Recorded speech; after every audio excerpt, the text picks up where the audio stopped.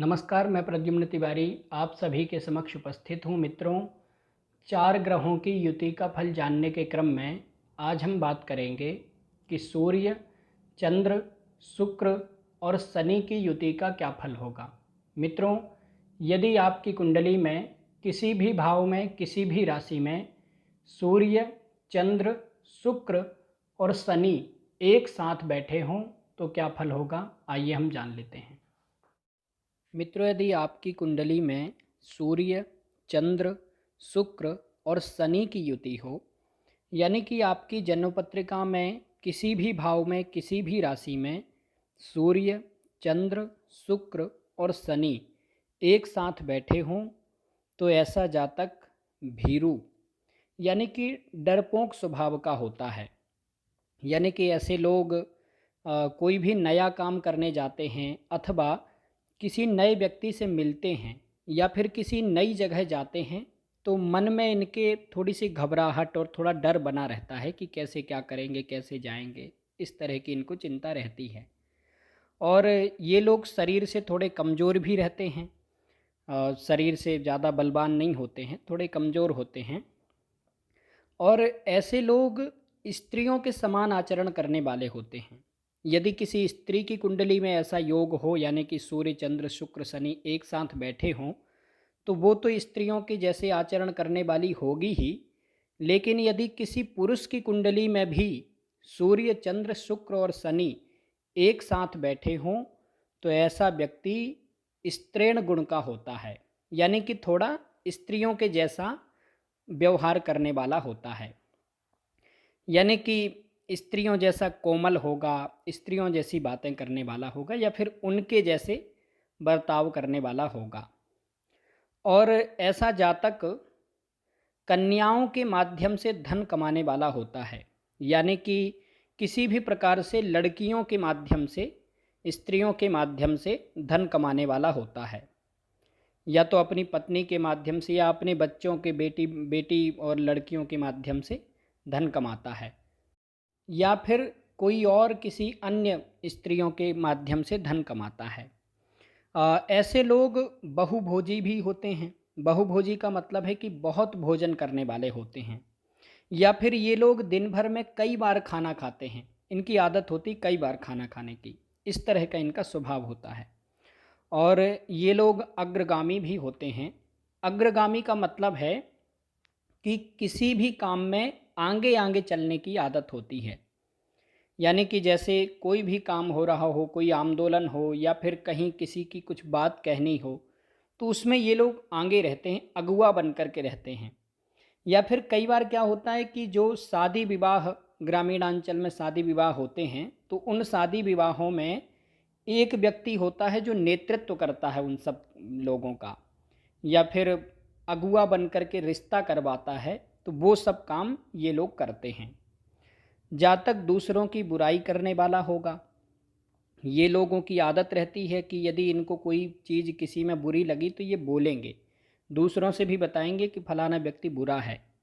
और कभी कभी ये लोग दूसरों से ईर्ष्या भी करते हैं, यानी कि दूसरों से जलन भी करते हैं, ये एक स्वाभाविक गुण है। और कभी कभी ये लोग अपने खुद के परिवार के कुछ लोगों को पसंद नहीं करते हैं, या फिर अपने खुद के परिवार के कुछ लोगों से इनके मतभेद होते रहते हैं। ये लोग सौंदर्य प्रेमी होते हैं और सुंदरता के पीछे भागते रहते हैं।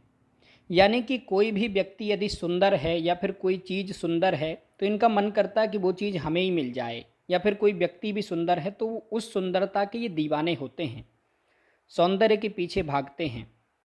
इन लोगों को अपने परिवार के किसी बड़े व्यक्ति से धन मिलता है, यानी कि अपने पिताजी से या अपने दादाजी से या अपनी माताजी से, दादी जी से, इस तरह से घर के किसी बड़े व्यक्ति से धन मिलता है, अथवा घर के किसी बड़े व्यक्ति के माध्यम से इनको लाभ होता है। इन लोगों को संतान प्राप्ति में परेशानी होती है, यानी कि विवाह के बाद संतान उत्पत्ति में परेशानी होती है। संतान उत्पत्ति में कोई ना कोई परेशानी होती है, कोई ना कोई समस्या होती है।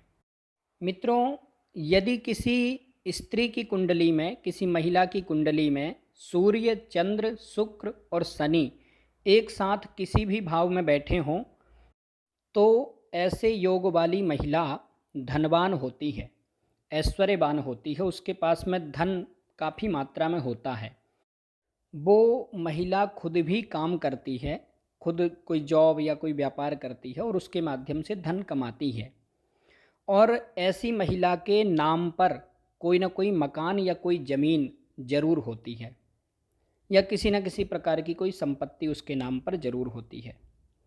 मित्रों, इस तरह के योग वाले स्त्री और पुरुष दोनों नकारात्मक सोच के भी होते हैं, यानी कि ये लोग किसी भी काम के विषय में नकारात्मक पहले सोचते हैं, या फिर किसी व्यक्ति के विषय में नकारात्मक पहले सोचते हैं। यानी कि किसी की यदि बात आई कि वो व्यक्ति ऐसा है तो उसकी बुराइयां इनको पहले दिखती हैं। और कई बार इन लोगों का अपने ही परिवार के लोगों से झगड़ा भी होता है। इनकी वाणी भी थोड़ी कड़वी होती है, ये जो बोलते हैं सामने वाले को कभी कभी बुरा भी लग जाता है। इस कारण से भी इनके पारिवारिक मतभेद होते रहते हैं, परिवार में थोड़ी कलह बनी रहती है। और ये लोग कभी कभी कुछ अनैतिक कार्य भी करते हैं। अनैतिक का मतलब है कि जो सामाजिक स्तर पर ठीक कार्य नहीं कहे जाते हैं, उन कार्यों को भी ये लोग कर लेते हैं।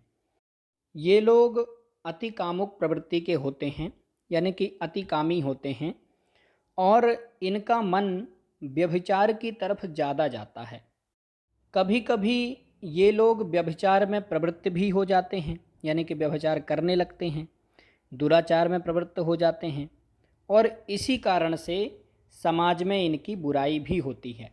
मित्रों, आपकी कुंडली में किसी भी भाव में, किसी भी राशि में सूर्य, चंद्र, शुक्र और शनि एक साथ बैठे हों तो आपको अपने मन को कंट्रोल में रखना चाहिए, और जो गलत काम है, जो काम आपको लगता है कि ये गलत है, उन कामों से दूर रहना चाहिए, या फिर दूर रहने की कोशिश करनी चाहिए, और धर्म से जुड़े रहना चाहिए। आपको निश्चित रूप से लाभ होगा।